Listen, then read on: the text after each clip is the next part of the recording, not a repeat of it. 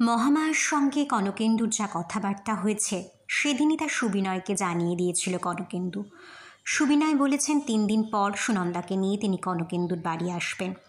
সেখান থেকে তাকে তুলে মহামায়ার কাছে কথা বলতে বলতে হঠাৎ কনকেন্দুর মনে হয়েছে সুনন্দাকে বাড়ি নিয়ে এলে চন্দ্রিকা হুলস্থুল বাঁধিয়ে দেবে। মাত্র কয়েকদিন তাদের বিয়ে হয়েছে, এর মধ্যে দাম্পত্য জীবনে সংকট ঘনাক সেটা চায় না সে। যাদবপুরে যে বাড়িতে মহামায়া থাকেন সেখানেই তার মহিলা সংগঠন সূর্যোদয়ের অফিস। একবার কনকেন্দু ভেবেছে সুনন্দাদের বাড়িতে আসতে বারণ করে দেবে, বলবে রাস্তায় কোথাও সে ওদের জন্য অপেক্ষা করবে, সেখান থেকে ওরা যেন তাকে তুলে নেয়। পরক্ষণে তার মনে হয়েছে অন্যায় কিছু সে করছে না, সুনন্দারা বাড়িতেই আসুক।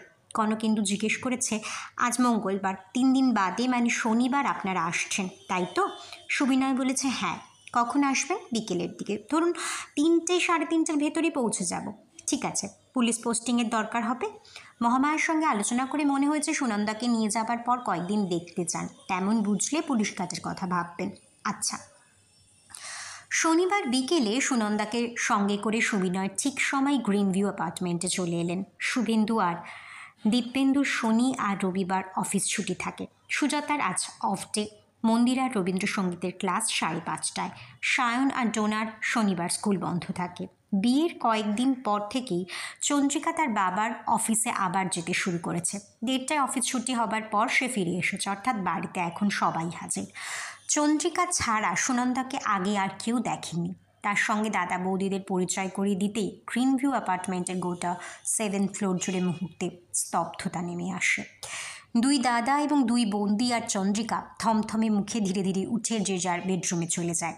সুবিনয়, সুনন্দার কনকেন্দু চুপচাপ বসে থাকে। কনকেন্দু সুনন্দার দিকে তাকাতে পারছিল না। মেয়েটার মুখ মেঝের দিকে নুয়ে পড়েছে, মুখ রক্তশূন্য ফ্যাকাশে, 2 চোখ ফেটে জল বেরিয়ে আসবে যেন। কী করবে যখন কনকেন্দু ভেবে উঠতে পারছে না, সেই সময় কাজের লোক গোবিন্দ এসে বলে, ছোটদাদাবাবু, আপনাকে বড়দাদাবাবু ডাকছে।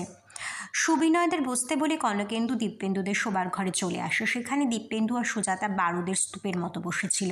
দীপেন্দু চাপা গলায় গর্জে ওঠে, একটা রেপ্ট মেয়েকে বাড়ির ভেতরে এনে ঢোকালি, তোর সাহস দেখে আমি স্তম্ভিত হয়ে যাচ্ছি। কনকেন্দু বোঝাতে চেষ্টা করে, দাদা, মেয়েটার কথা ঠান্ডা মাথায় চিন্তা করো, ওর অপরাধ কোথায়? সুনন্দার যা দরকার তা হলো সিম্প্যাথি।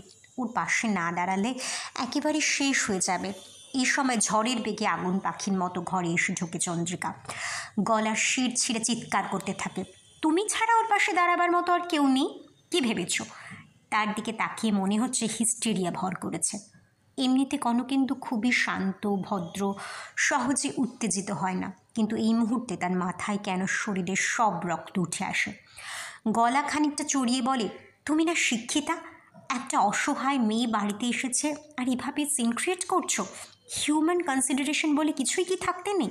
চন্দ্রিকা বলে, সেটা একমাত্র তোমারই রয়েছে, তাই না? তুমি এই টাইপের মেয়ে আমার ধারণা ছিল না। ওদের কথা শুনতে শুনতে চোয়াল শক্ত হয়ে উঠছিল দিব্যেন্দুর। সে ভাইকে বলে, স্টপ ইট, বাইরের একটা মেয়ের জন্য বাড়ির বউকে অপমান করতে দেব না। এই মুহূর্তে মেয়েটাকে চলে যেতে বল, রাইট নাও। কনকেন্দুর মনে হয় সুনন্দাকে নিয়ে সুবিনয়কে বাড়িতে না আসার কথা বললেই ভালো হতো। দাদা বৌদি এবং চন্দ্রিকার প্রতিক্রিয়া যেরকম কুৎসিত হবে তা সে ভাবতেই পারেনি। এরা এত নির্দয় সহানুভূতিহীন, কে জানতো?